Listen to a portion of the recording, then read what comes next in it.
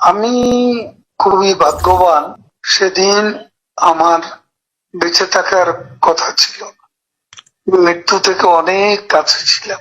আমি আমারই সংসদ এলাকায় আমার নিজের বাসাকে এড়িয়ে পার্শ্ববর্তী আর একটা বাসায় আশ্রয় নিয়েছিলাম। তখন চার দিক থেকে মিছিল আসছিল এবং এটা আসলে ছিল প্রধানমন্ত্রী গণভবন কেন্দ্রিক, এবং এটা আমরা অবাক হলাম যে সংসদ এলাকাতেও এটা ছড়িয়ে পড়ে।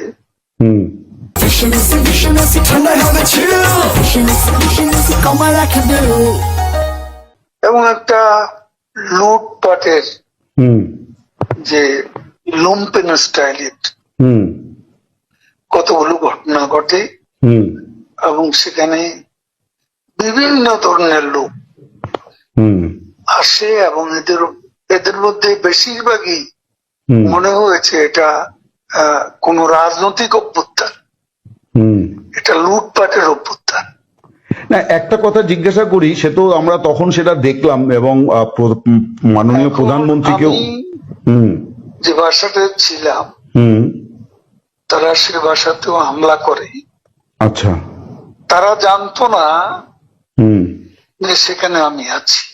আচ্ছা, আমার বাসা তারা লুটপাট করেছে, কিন্তু যে বাসায় আমি গিয়ে আশ্রয় নিলাম সেখানে তারা হামলা করবে এটা আমি ভাবতে, কিন্তু সেখানেও দেখলাম যে অনেক লোকজন ঢুকে পড়ে এবং তারা ভাঙচুর লুটপাট করতে থাকে।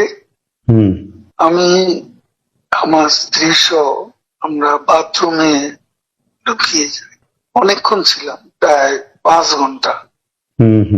তারপর একটা পর্যায়ে এরা তো ওই বাথরুমের ভিতর সেখানেও কমোড, বেসিন এগুলো তো লুটপাট করেছে সব জায়গায়। সেগুলোর লোভে প্রথমত তাদেরকে আমার ওয়াইফ সেই বাথরুমের মুখে দাঁড়িয়ে বারবার বলছিল যে আমি অসুস্থ,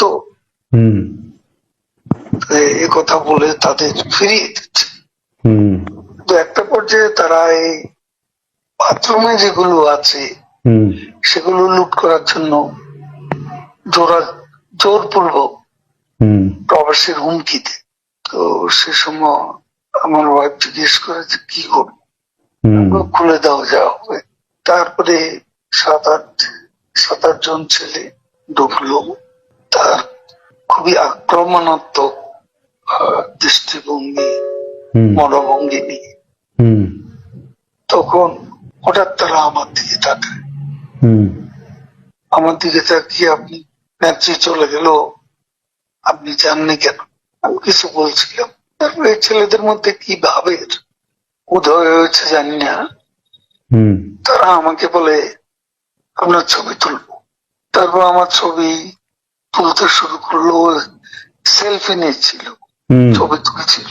এরা ছাত্ররা অনেকে আমাকে চেনে, তো কি কারণে তারা তখন আক্রমণাত্মক যে মনোভাবটা ছিল সেটা নিমেষে শীতল হয়ে গেল। তারা ঠান্ডা মাজাজে তখন কথা বলছিল।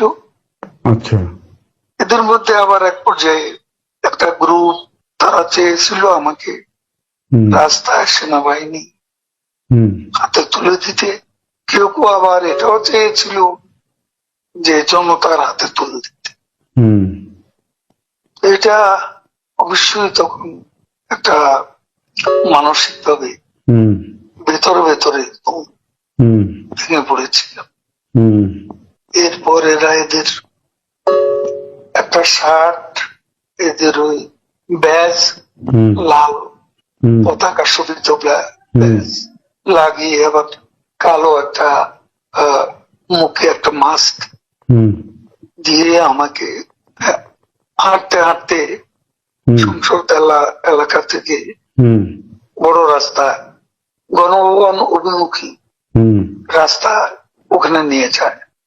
ওখানে নিয়ে হঠাৎ করে কোত্থেকে একটা ট্যাক্সি আসে, হুম একটা ইজি বাইক, হুম সেটা খালি ছিল, হুম ওখানে কোনো গাড়ি ঘোড়া কিছু ছিল না। হুম ওটা হঠাৎ করে কেন যেন এসে পড়ল, হুম হয়তো আমার ভাগ্য।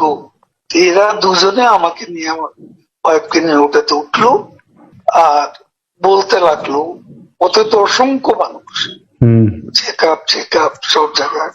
এরা বলতে লাগলো যে আমাদের চাচা চাচি অসুস্থ, হুম হাসপাতালে নিচ্ছি, হুম ডিস্টার্ব করবে না।